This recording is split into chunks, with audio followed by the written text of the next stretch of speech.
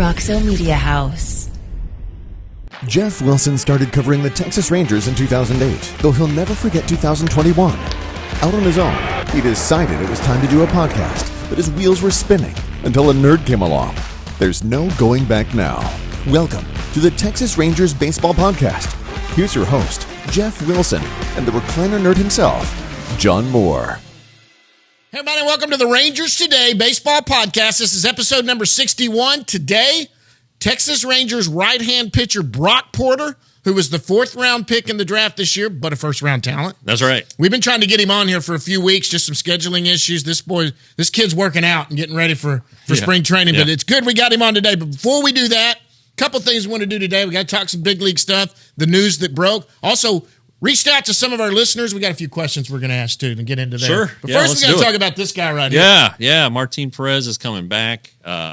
Took the qualifying offer. I know last week's show, I said it was 50-50. He was less than 50%. He would not. Look, things change. Absolutely. My source last week, who was then my source this week, they initially had gotten feedback at the GM meetings that there were teams out there that weren't going to be bothered by the qualifying offer and the draft pick compensation, and so they kind of thought, hey, there's going to be a deal out there, and then that changed. Some teams balked. The Angels, the Mets, the Orioles had some interest, and it just that draft pick compensation. The players should have took. That's a big failure by the Players Association in the CBA, and it was all tied to that international doing a draft over there, right? Sure, and it's they had months to figure it out after the CBA. They kind of tabled it and were like, we can still do this, and then it just nothing ever developed, and it hurts players, and there is no doubt it hurt. Look at Conforto last year, and I know he was got injured, hurt, but still that. Yeah, well, even the Rangers in 2016, they were able to sign Ian Desmond, who became an All-Star, but nobody wanted to give Ian Desmond a multi-year contract, so the Rangers signed him for like 1 and 8.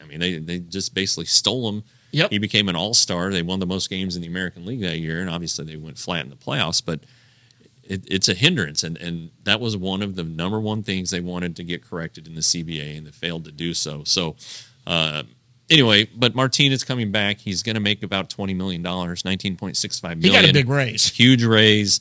He goes into free agency next year without that draft pick compensation attached. So if he repeats this season or comes close, he's gonna get his payday, you would think. So, if I'm the Rangers, if by May, let's say, he's looking like he did last year, you start negotiating again. I'm adding a couple of years, and it's a win-win. Yeah. It's a serious win. Think about it. Win-win. Martin is getting the big raise. He's betting on himself, which he did last year with the 1 year, $4 million deal. Yeah. If he comes back and does exactly what he's doing, there is no qualifying offer attached to him next year. And the Rangers, if he doesn't do anything or it was a 1 year outlier, which you and I both agree we don't think it was, the way he looked all year and the way he did, then the Rangers are only on the hook for 1 year. And anyway, they've got all the young pitching. Yeah. It's a win-win for both. And I think they all, including the Rangers, want Martin Perez to be exactly like he was last year. Well, Martin never wanted to leave. Exactly. He's going to live here regardless of where his career plays out. He's going to build a house in Dallas, and this is his home. And hey, nobody wants to leave their home. Sure, absolutely. Jurickson Profar had a house here. Nelson Cruz had a house here. Mike Maddox still lives here. And hopefully there's news on the pitching coach front soon, although it doesn't seem like there is. But I still think Mike Maddox is the leading candidate. He's the leader in the clubhouse. But we'll see. But anyway, so Martin's back. That gives the Rangers 3 starters: Gray, Odorizzi, and now Perez. And Dunning, which you can look. He started all last year, but Dunning or Otto maybe, but there's still money to sign. They're not done. They have to. We can answer this in a minute, but we've got some questions here that are going to address. But then also before we move on, Rangers traded Dennis Santana, the reliever, to the Braves to free up a roster spot that probably he got, so that they could add 6 prospects to the 40-man roster to protect them from the Rule 5 draft. One of the 6 is our good buddy Jonathan Ornelas. What a year! Previous guest on this show. Just a good guy. When I would go out to Frisco and I needed to speak to a Spanish-speaking player, Jonathan translated. Yeah. So he's got a place in my heart. But I was a little surprised that he was an ad, but I talked to a couple people, and his defense. The Rangers really think that defensively he's one of the best in all of minor league baseball. Okay. And it's not just and the a bat's shortstop. just a bonus. Yeah. It's all over. And they think that skill alone would have gotten him selected. It was too much of a risk to leave him exposed. And look, I kind of drew the parallel in something I wrote yesterday about the 6. He's kind of following the same path as Isaiah Kiner-Falefa. Yep. Not a lot of people thought much of his bat, but his defense. But they liked him as a defensive player and a smart guy. Jonathan has more offensive potential than Isaiah Kiner-Falefa. Mm-hmm. Isaiah Kiner-Falefa went 5 years in the minors without hitting a home run. I think Jonathan hit 12 or 14 this season. Right. It was his best offensive season. He had 299. He's a guy that can do something more with the bat now. It was questionable. He's gotten that straightened out, but the defense is this kind of the separator there, and so that's why he's on. Yeah, and he's probably somebody that's going to graduate up to AAA this year. Yeah. Play in AAA, be right there one step away. Now that he's on the 40-man, he's a good fill-in. Like you said, if defensive is his strong suit, the bat's just gravy. That's what I always say. If the bat's just gravy, they're not looking for Jonathan Ornelas to come up here and start every day and be a starter. They've got an infield. Yeah, right. And so, and I didn't think about that. You can stash a guy like that on a roster. Let's get to some questions. Oh, wait. Okay. We got to mention the other 5. The other 5 were Acuna, Luis Angel Acuna, Dustin Harris. We knew Dustin. Zach White. Kent, who might have been a little bit of a surprise. I think he finished really well, and his slider is terrific.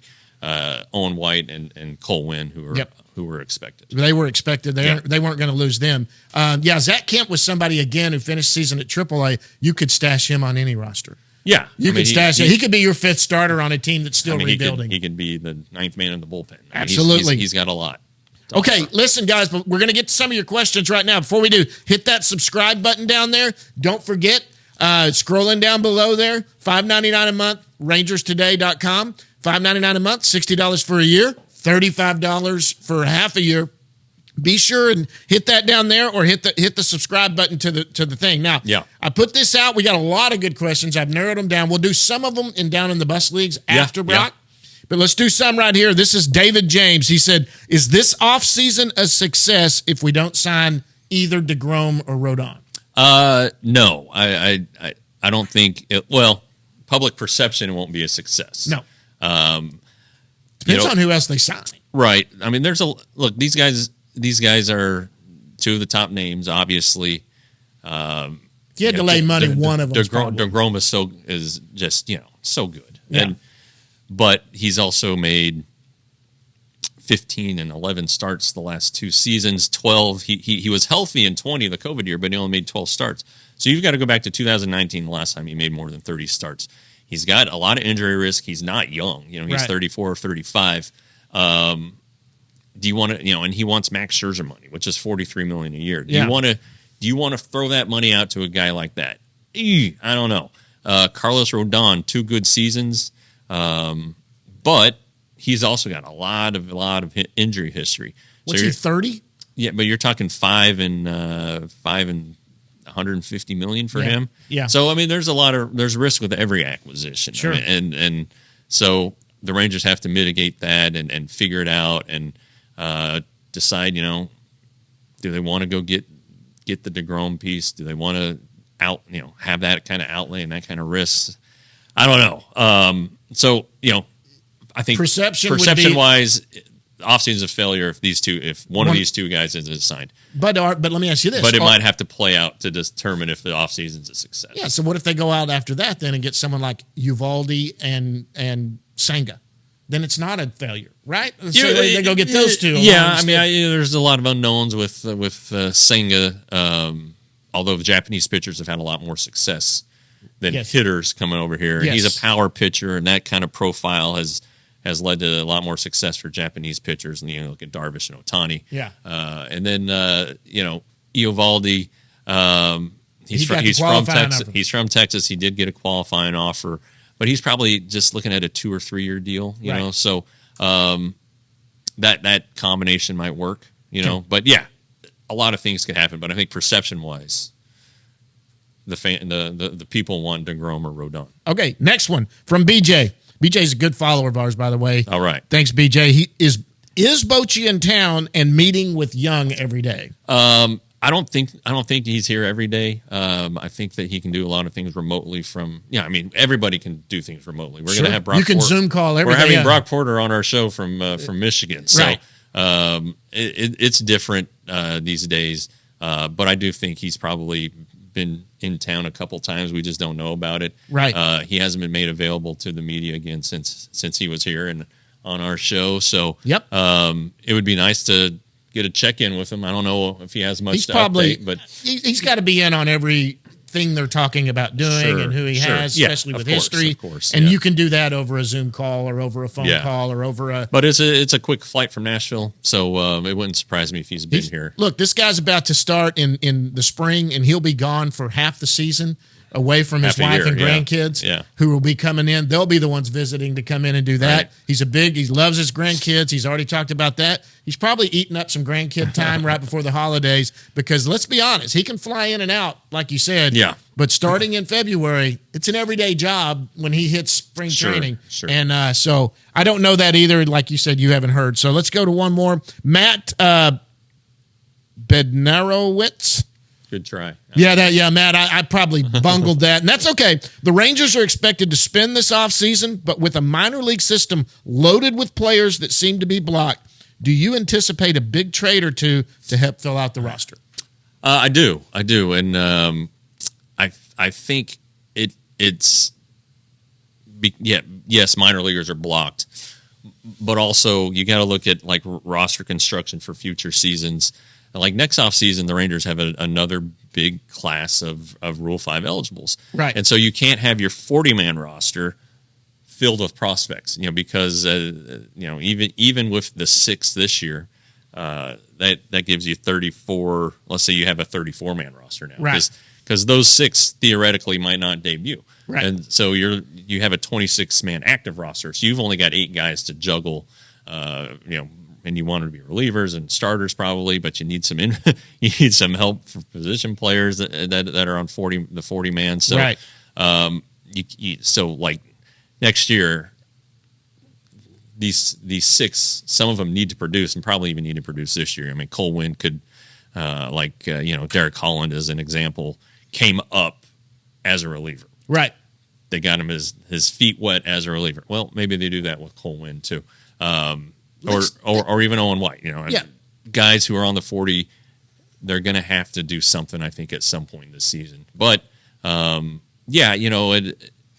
trades, as we say a lot on this show, you have a loaded farm. There's 2 currencies in there's 2 currencies in baseball. There's money, and there's minor leaguers, and you have a deep farm system. You build depth, knowing that eventually you're going to trade some of these guys. That's just part of the business. So. It wouldn't surprise me if the Rangers do make a trade or two for some of these. Remember this, guys, because December 6th, I believe, or 7th, we find out where they're going to be picking in the draft this year because they're in that lottery pick. There's a chance they could have the number 1 pick. More than likely, it's going to fall in somewhere probably close to 10, whether it's 8 to 12, somewhere in there. I'm thinking it's where it's going to fall. But they're going to get another great prospect here in next season. Yeah. Keep building on that depending on what they do. So, Okay, Andrew Fegley. I hope I said that right. Guys, I'm going to butcher these names, but I don't care. You guys reach out to me and tell me how to say it phonetically. With no pitching coach named yet, will it be harder for the Rangers to convince and sign DeGrom or Rodon since they do not have set staff yet? No. I don't think that matters. I think what John's doing there. Money matters. These guys have all been around. They've worked with multiple pitching coaches. Right. In this day and age, and the caliber of pitcher that the Rangers are hopeful of signing, they know what they're doing. I mean, they need pitching coach to help him game plan a little bit. Right. And maybe if something's going wrong, to look at video and see if there's something with mechanics or whatever. And Mike Maddox is excellent at doing that, by the way. You talk to any pitcher he's ever had, the way he game plans and breaks down a lineup is just phenomenal. And then he's been successful everywhere. Yeah, and then he and Andy Hawkins, the bullpen coach, back during the good days when they were together, they could. I remember very specifically one time Matt Harrison had been struggling for like a couple starts, and they couldn't figure out why. And one of them, Hawkins or Maddox, noticed something with his head. Just a little thing with his head was out of line. Yeah. And they corrected that, and it was in, I think it was in 2012, which was Harrison's best season of his career, and he was fine after that. So it's just little things like that. You need guys and that know what to look for. Yeah, Notice the difference. But that, in terms of signing a pitcher, no, I don't think that somebody's going to say, no, I'm not taking your $30 million because this guy's the pitching coach, or because we don't know who the pitching coach is. Because we don't know who you're going to put out. They're going to take the money. Yeah. Okay, Landon Wilson. Now that the 40-man is set at 40, who are some DFA candidates to clear for free agent spots? Well, that's a good one. Shouldn't be chomping on ice. Yeah. Also, this is significant too. The non-tender deadline is Friday, and so the Rangers will have another chance to adjust their roster to decide if there are guys who they don't want to give contracts to. Right. So in that designated for assignment non-tender vein, I don't like to point out names, but there are guys who are hanging on, and there are some non-tender guy possibilities. I think Brad Miller is a non-tender candidate. Yeah. Well, all right, his money's guaranteed, but I think he's a guy who could be designated. Yeah. And our good buddy Brett Martin is due for a raise in arbitration. Right. I wouldn't trade him personally, but he's I think MLB Trade Rumors has listed him as a non-tender candidate. And then you can kind of look at the guys who have been on the shuttle from Round Rock and the Rangers, and you can say, well, what about AJ Alexi? I think he has some potential value there. Right. Like Spencer Howard. As a multi-inning reliever. Spencer Howard's a guy who might see himself on the line, although he'd get snatched up just because there's a lot of talent there. So, but that's the point you're at. And, if the Rangers are moving as they feel into contention, those are the decisions you have to make. And there is a little fat to trim. There really is. Yeah. And, can you do better than Brad Miller? Probably. Right. If you don't sign a big bat and you end up with a Brad Miller, Bubba Thompson platoon in left field, that's not horrible. It's not horrible, but you could have done better. Yep. I think that, and Chris Young in our beat writers conference call yesterday brought up that the Rangers are still obviously in the market for pitching help, which includes the bullpen, but they're actively pursuing a bat. So anyway, there are ways to create that roster spot, that roster room through DFAs, and there could be a trade. Sure. So anyway. Yeah, that could clear spots too. Yeah. Look, Brad Miller. I know everyone thinks that's somebody, and it's kind of the way everyone was last year. With what's his name? Somebody's got to sit Culberson. on the end. Culberson. Yeah. Charlie. Someone's got to sit at the end of that bench. And although Miller's been a lot more successful than Culberson was, that could be a guy that sits down on the end of that bench and could be. Look, he had some success last year pinch hitting, a little bit when he came off. And, yeah. But you could easily see something like that. Well, and when you go back to the World Series teams, those teams were pretty heavy with regular position players. Sure. But one thing that, and this is, before universal DH, obviously, the Rangers bench for those World Series teams was not great. No. And you want veteran guys who can come off the bench and help you. And if, and again, we're talking about, this is the Rangers assuming that they're going to contend, or saying they're going to contend for a playoff spot. They're going to have to make up probably 22 games to have a chance. So it seems the like AL West is tough. Feels like a long shot, obviously, but anyway, if you're a contender, you need to have guys like Brad Miller and a guy like Bubba Thompson who can. I'm not saying is a candidate to be DFA'd, obviously, but No. a guy like that who can go in and steal a base or pinch run, late game, you need big run, you need it. Good defender out there. You pull that guy off the bench, and he doesn't hurt you if he stays in the game and has to have an at bat and has to go play defense. So well, he makes a pitcher's entire game plan change in a couple of ways. First of all, he is a candidate to lay down a bunt anytime. Yeah. I don't care because he can beat them out. And then on the bases, guys, anybody that's ever pitched, I did in Little League, you have that guy on the base that's fast, he just messes with you. Yeah. You can't ignore that the tying runs at first base and it's Bubba Thompson. You're going to be paying attention, and that can lead to a walk. That can lead to other things when you're not paying because you're having to watch this guy over here behind you. Exactly. You're slide stepping. Yeah. So you don't get as much power behind your pitch, maybe. And absolutely. So there's a lot of things he can do without even having to steal a base. That's the last of the big league questions. I got some minor league stuff. We're going to do that down in the bus leagues. Right. Anything else, or are we going to get Brock in here? Let's do Brock. All right, let's get Brock Long Porter. Overdue. Yeah. Yeah, going to be joining us here from Michigan. In just a second, we'll be back with Brock Porter.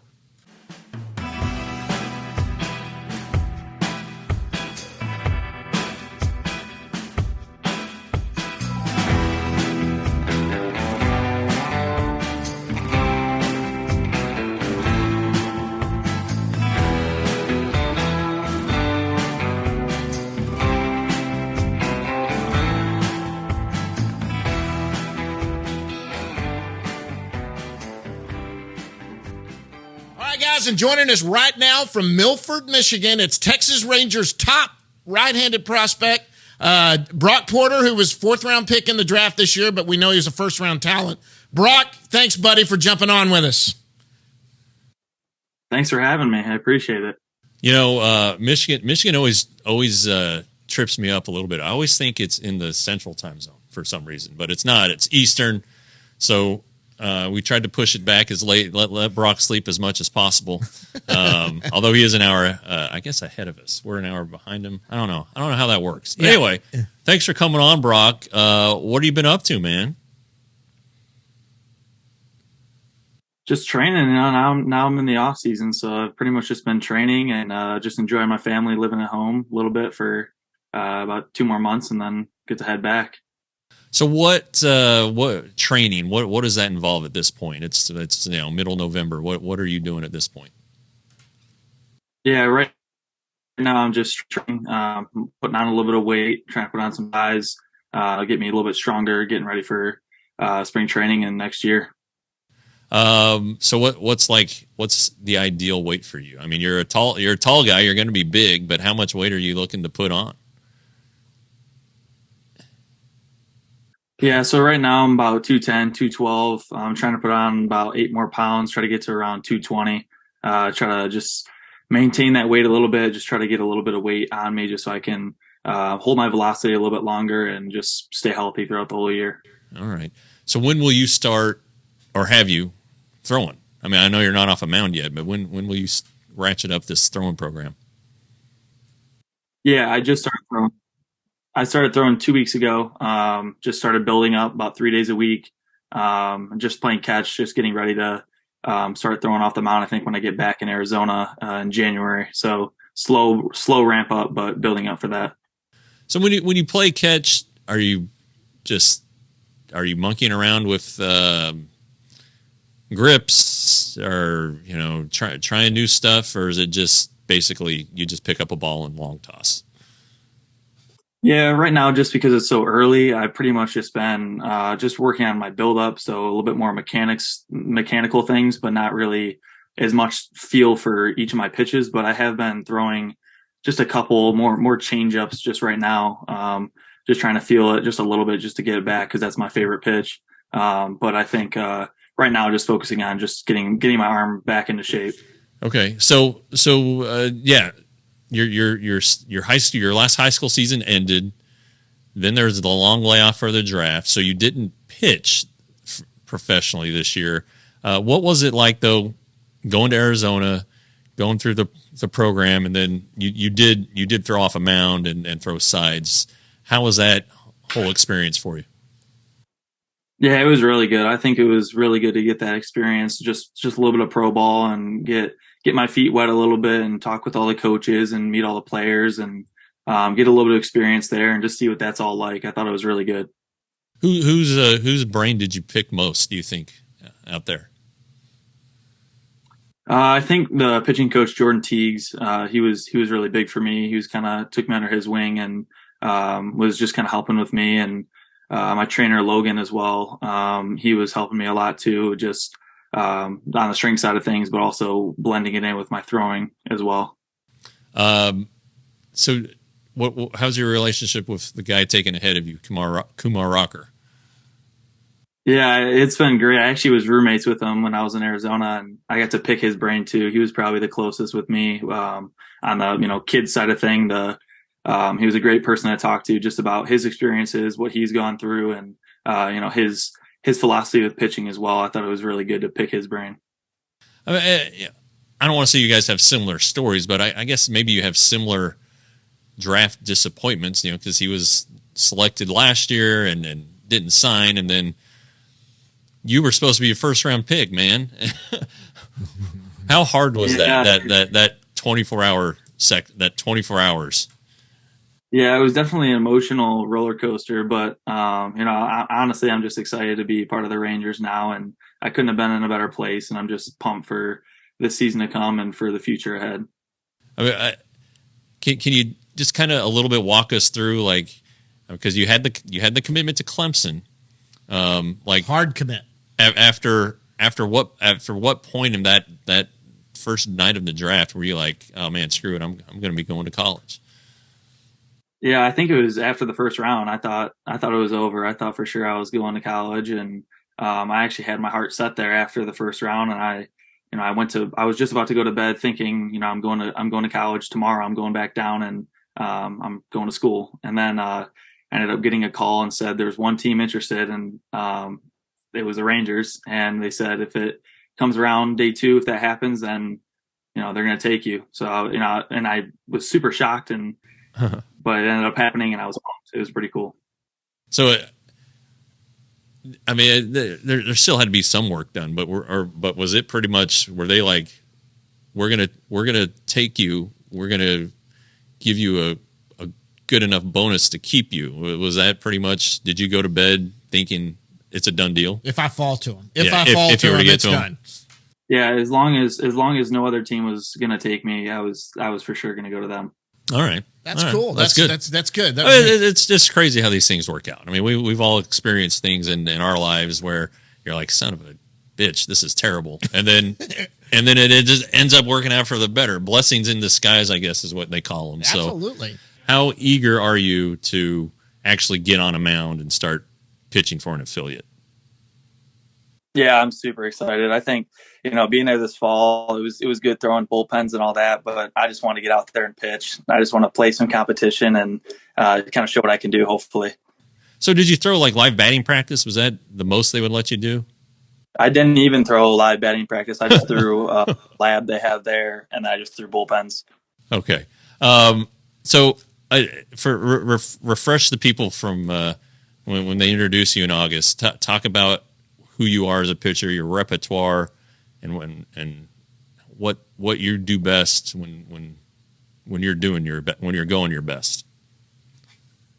Yeah, so I'm kind of a hard throwing right-handed pitcher. I kind of overpower people with my fastball, but I can also kind of spot up with my fastball, but also my off-speed pitches. I throw a changeup, a slider, and a curveball as well. I'd say my changeup is definitely my go-to. It's kind of a parachute. It comes out pretty hard like my fastball, but then it just kind of dives and runs away. And then my slider tunnels pretty well with my fastball as well. But it bites last second, and it doesn't move a ton, but it moves just enough to kind of get a swing and miss and make them look kind of silly. And then the curveball is more of a loopier pitch that I can throw for a strike whenever I want, but people don't really swing at it because it comes out looking a little bit different than the other pitches, and they usually a stake hit. It's a knuckle curve, right? Yeah, correct. Yeah. I think as I was reading before the draft, I think Baseball America called your changeup devastating. He's been throwing it since he was like 7. That's a pretty good term. That's been my pick. It's really funny because I saw an interview he did, and he talked about his changeup's been throwing since he was 6 or 7 because his dad wouldn't allow him to throw a curveball. I coached for many years, and I told my kids, when you're that young, you don't throw a curveball till you have hair under your arms, so you can't even attempt it. Yeah, that might even be too soon. I mean, no kidding. That's why that thing's devastating if you were throwing that hard. When's the first time you threw a curveball? How old were you? I was a freshman in high school, so okay, that's 14 or that's hair under your arms. No, that's right. 15, yeah. All right. Well, good. Yeah. So, I mean, I think everybody's excited to see you, Brock. I mean, I think you're widely considered a top 10 Rangers prospect. Do you look at any of that stuff, or do you feel any, like, I don't want to say pressure, but do you know where you stand, and what do you think about that? Yeah, I mean, I think people send me it kind of over the past, couple months. I've gotten some links and stuff like that, but I really don't look at that stuff. I think, I just want to help this organization any way I can. And it doesn't really matter, how long I'm going to take to get up or anything like that. I think really I just want to go and compete and just do what I do best and go out there and just have fun and enjoy the game I love playing. All right. That sounds good to me.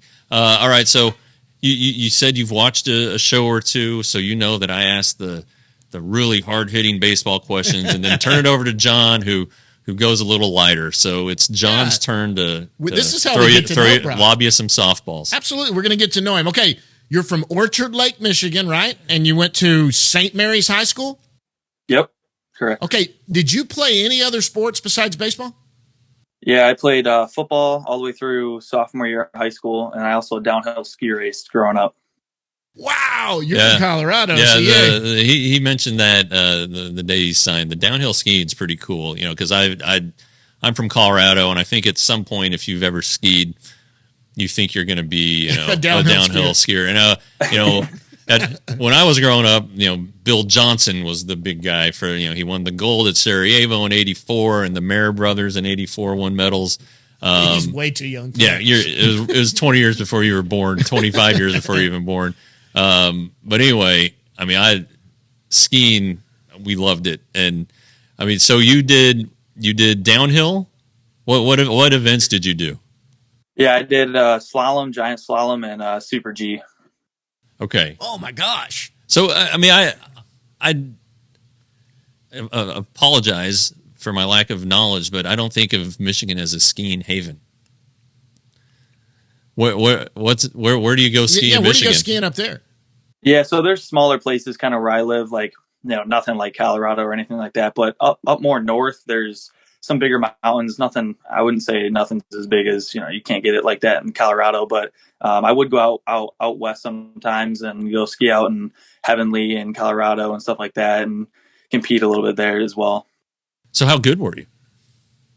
I was pretty good. In Michigan, I never lost. I would have to race against older kids, and I was nationally ranked when I was younger, and compared to all the other kids in the U.S. It was pretty fun.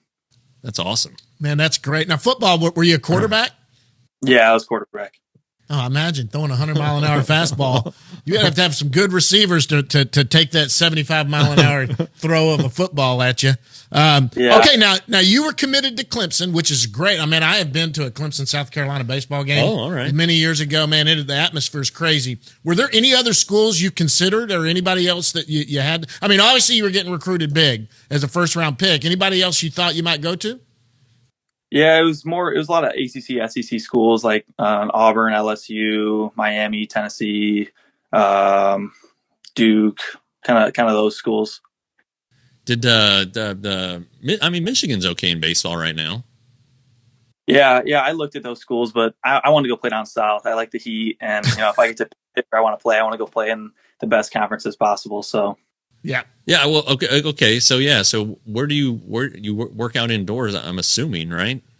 when Yeah, this off season? I work out just in a local place. There's two. I train in a place, and then about 5 minutes down the road, there's another place where I get to throw indoors.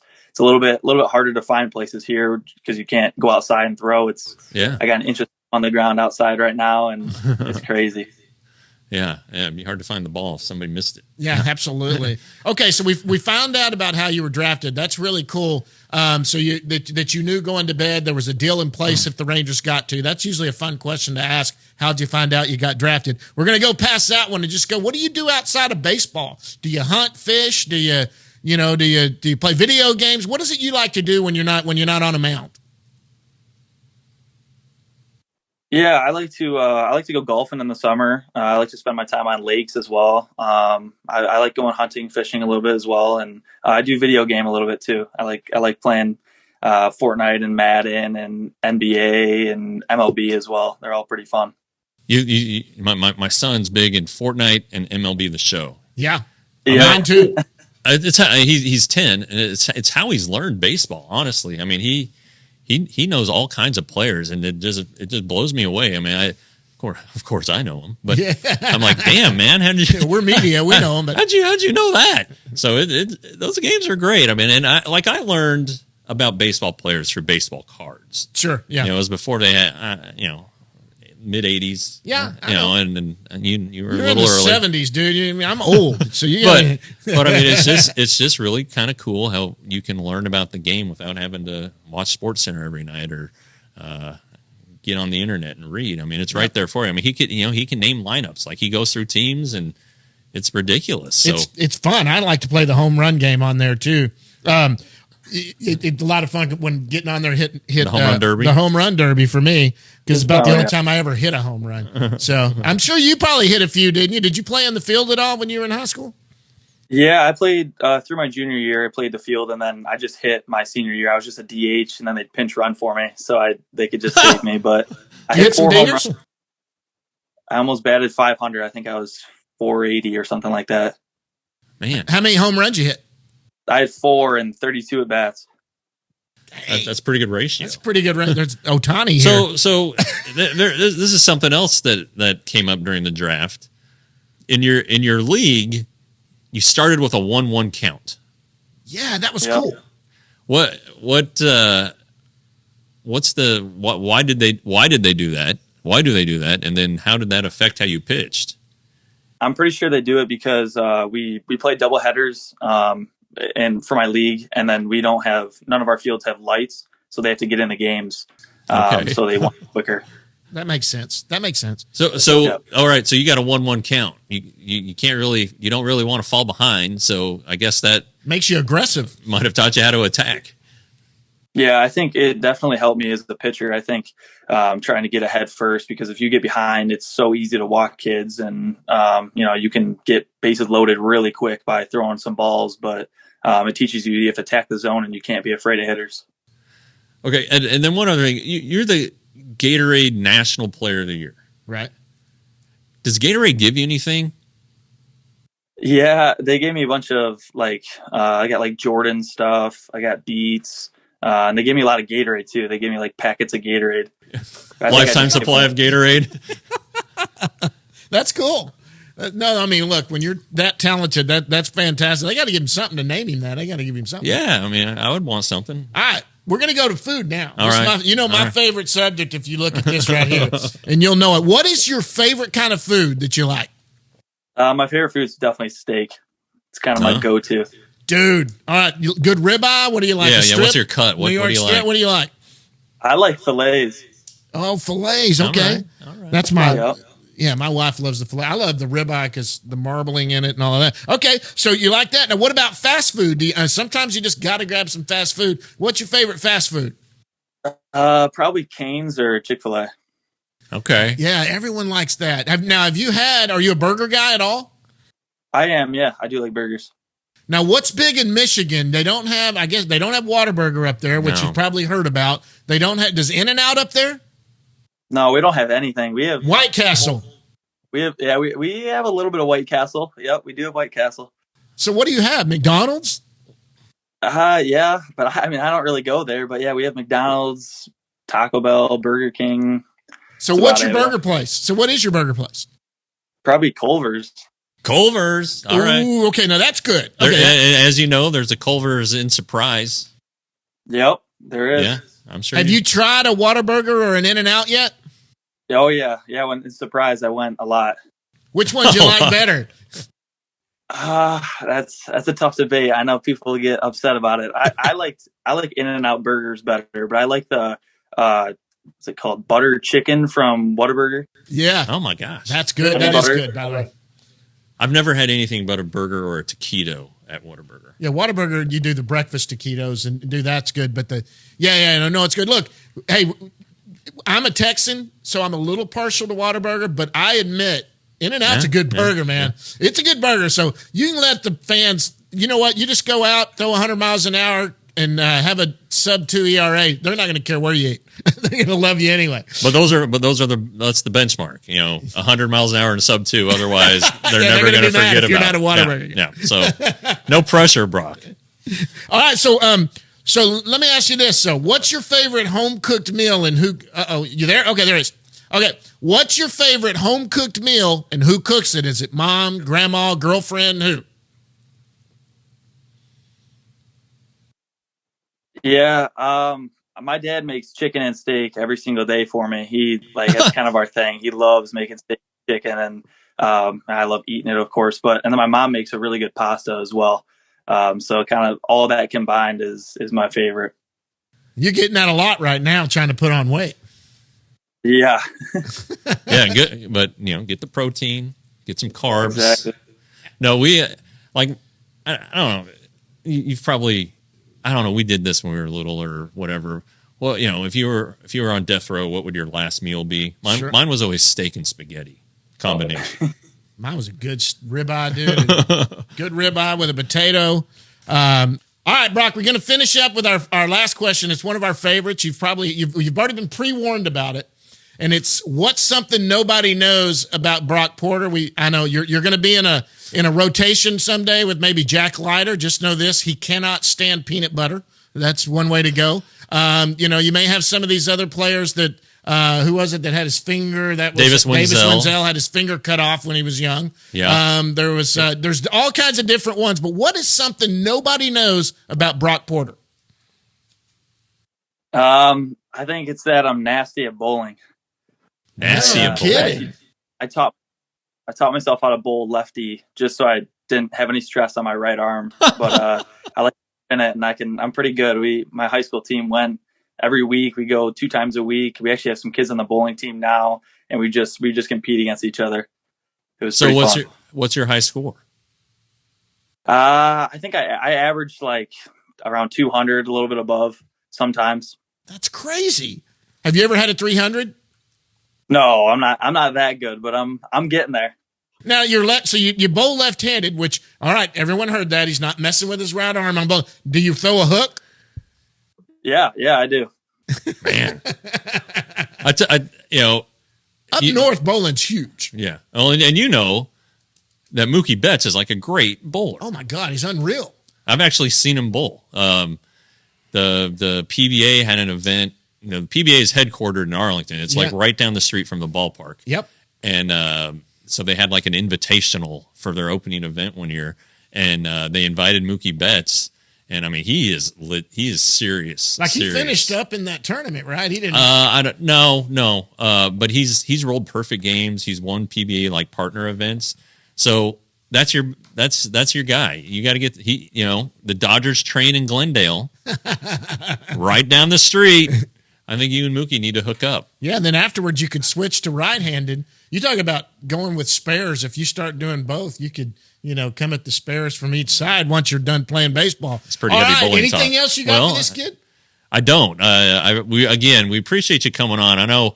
I talked to you the day you signed, and I was like, all right, let's do it. And then you got to Arizona, and you're like, they keep him busy. This is a lot of stuff. So I'm glad we finally were able to do it, and I hope we didn't take away from your workout time or anything like that. So, but again, thanks for coming on. And we're going to see you in spring training. We'll be out walking around spring training. We'll definitely come up and get on the microphone a little bit and have some fun, just see how spring training's going. We'll all be out there for that. Awesome. Well, thank you guys for having me. Yeah, no, great stuff. And sorry about the connected. We had a little bit of technical issues, but we're working on it. Yeah. That's Brock Porter, Texas Rangers right-handed pitcher. When we come back after this, guys, we're going to go down in the bus leagues. Brock, thanks so much, bud. Thanks for having me. I appreciate it. All right. All right, bud.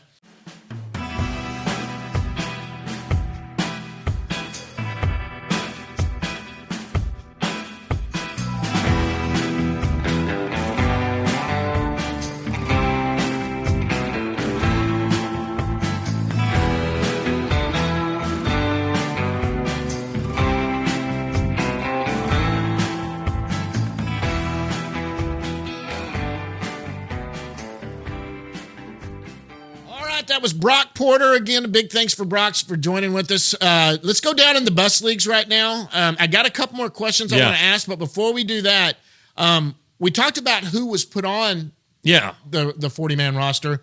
There were a few names that were left off. Yeah. And those guys, we got Mason Englert. We got this one right here. Kyle Cody. Yeah. Kyle Cody is a name.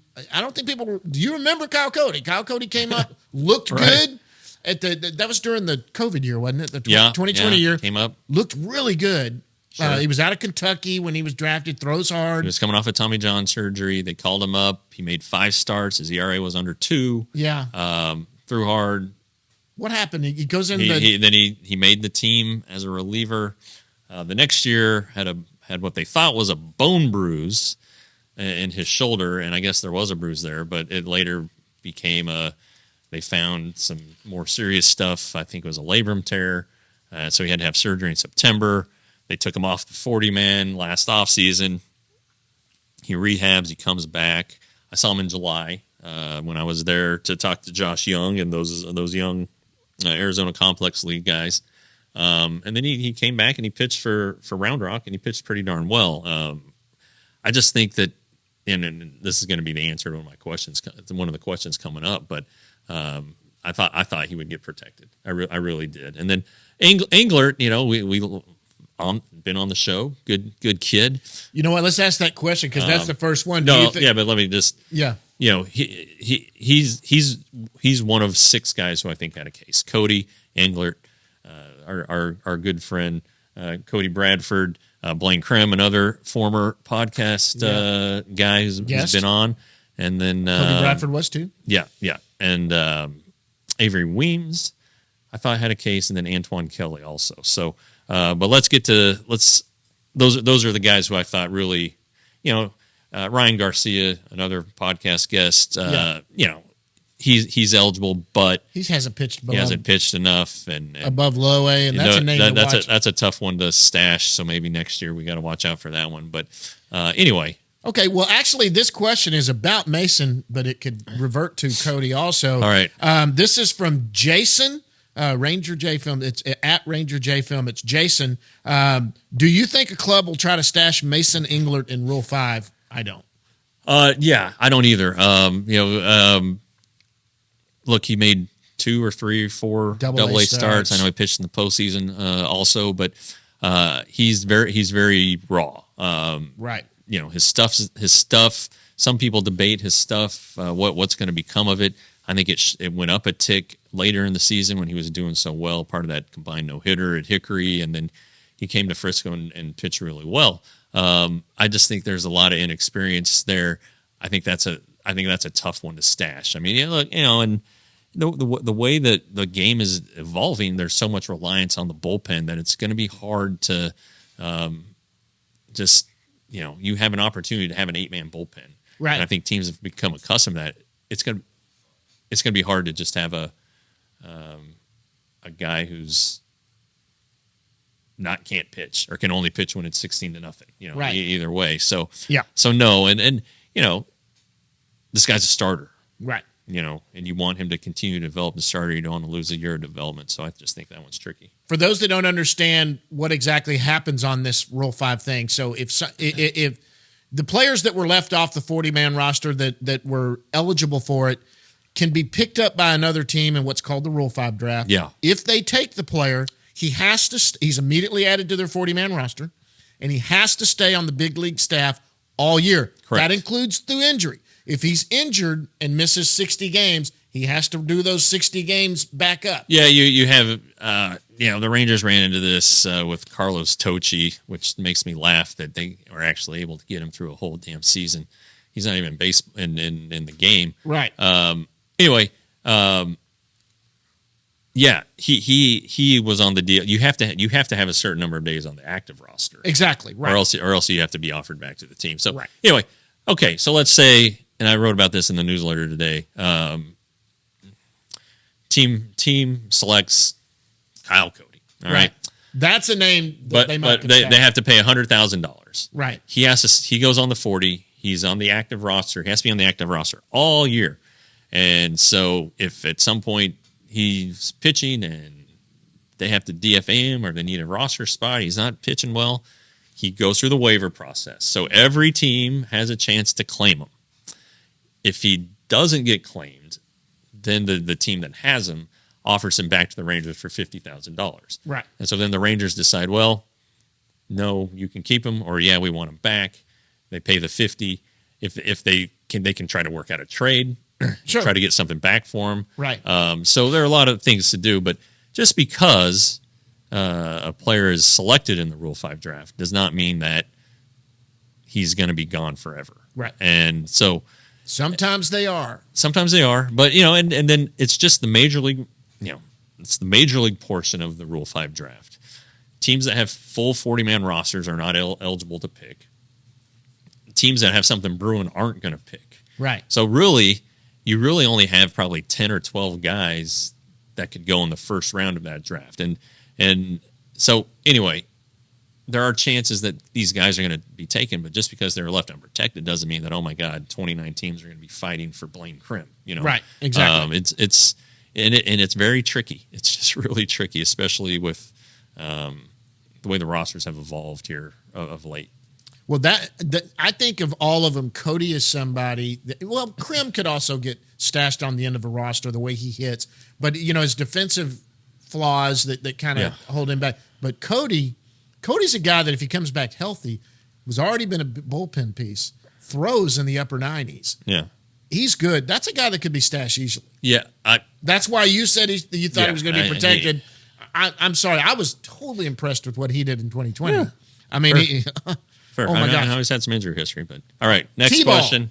T-Ball has a question. Among the commenter. Yes. Okay. Well, we just talked about this. Among the Rule 5 unprotected, who is most likely to be lost?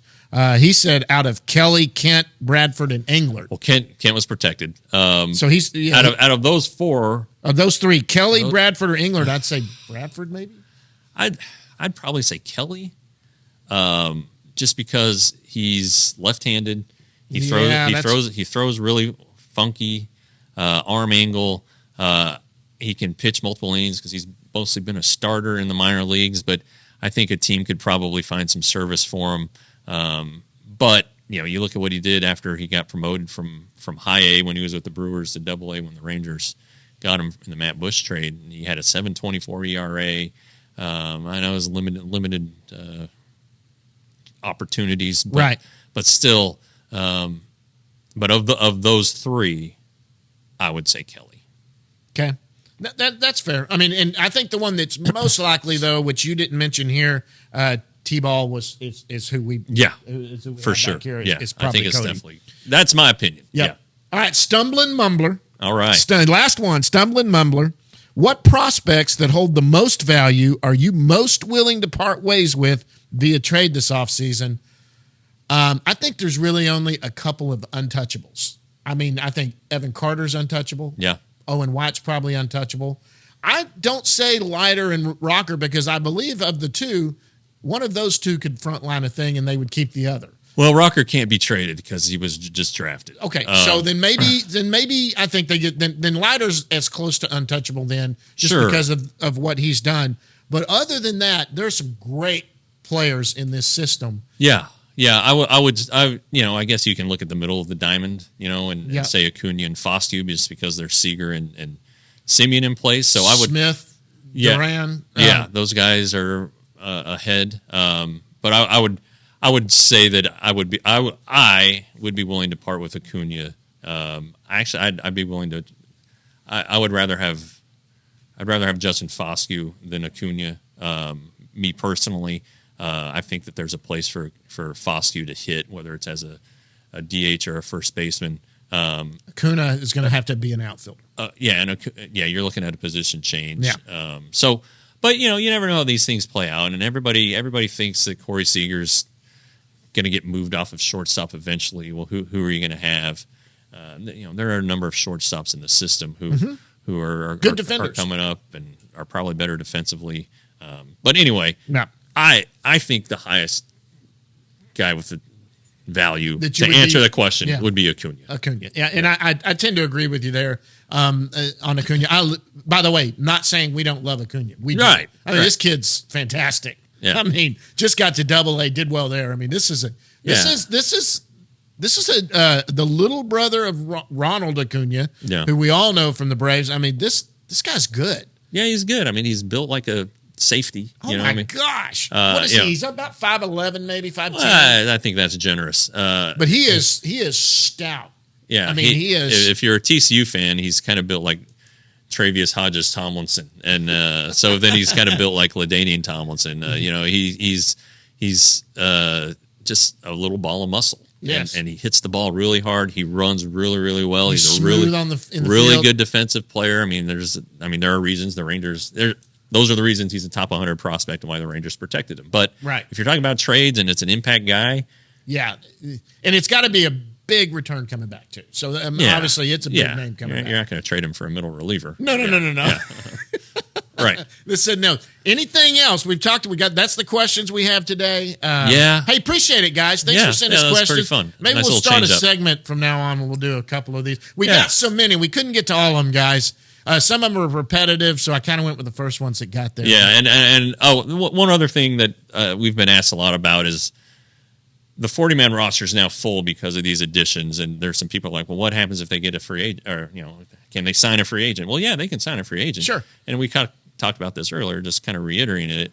You can clear roster spots pretty easily, so don't worry about that. That's just all part of the deal. When the signing happens, the deal's in place, the money's signed, the roster move doesn't have to come immediately that day. Then you're trying to no, I mean it's got to come within. Right. But what I'm saying is, then you're immediately knowing you got to clear that spot. Yeah. There's usually maybe you've got a trade in talks or something that you're a little more willing to let go. I'm sure they've got a list. Oh yeah, absolutely. But okay, so next week, no new show. You're heading to Colorado for Thanksgiving. I'm going to Vernon, Texas. I'm going to be out there seeing the family. We're going to take the week off. I'll be getting out these shows, guys. So you're going to be hitting your inboxes. They're going to be hitting. Yeah. We're still going to get these. Go watch some of these old ones. There's some really good ones on there. Yeah. So no new show next week, but still subscribe to hit the subscribe button so you're part of our channel. Subscribe to Rangers Today for $5.99 a month, $35 for 6 months, or $60 for a year, which, as our trusty main man here, Joel, said, is 16 cents a day. Yeah, 16 cents. 16 cents. Okay, I waited till the very end. Congratulations to TCU. Who beat my Longhorns. Yeah. I'm supposed to wear a helmet, and I forgot about that. That's all right. We don't need to do that. We don't need to do that. Hey, it was a good game. TCU deserved it. Good job beating what I still consider a good Texas team. So they didn't just beat. Texas is the best 4-loss team in the country. There's no question about it. 4-loss teams, I'm putting Texas number one in that poll. I'm telling you right now, Texas is a good team. And TCU took control of that game and they beat them. Hats off. Texas has good players. I mean, they have great players. There's just and I wrote about this at Frogs Today the other day. There's something missing. Yep. And it's been missing for 15 years. It's been gone for a long time. So, it's yep. I don't know what it is, but, Texas has all the ingredients. Yep. But it's missing the main one. Yep. But anyway, I mean, again, they're the best 4-loss team in the country. Hey, and TCU is the number 4 team in the country, and deservedly so. So I hope they get to keep it up and keep going to that playoff, unless somehow the Horns slide into that. Yeah, There's still that weird possibility. Guys, that's it. We're going to get out of it. Everybody enjoy your Thanksgiving and your holiday week. Please. We're going to be out of town, too. Until the week after Thanksgiving, guys, we'll see you at the yard.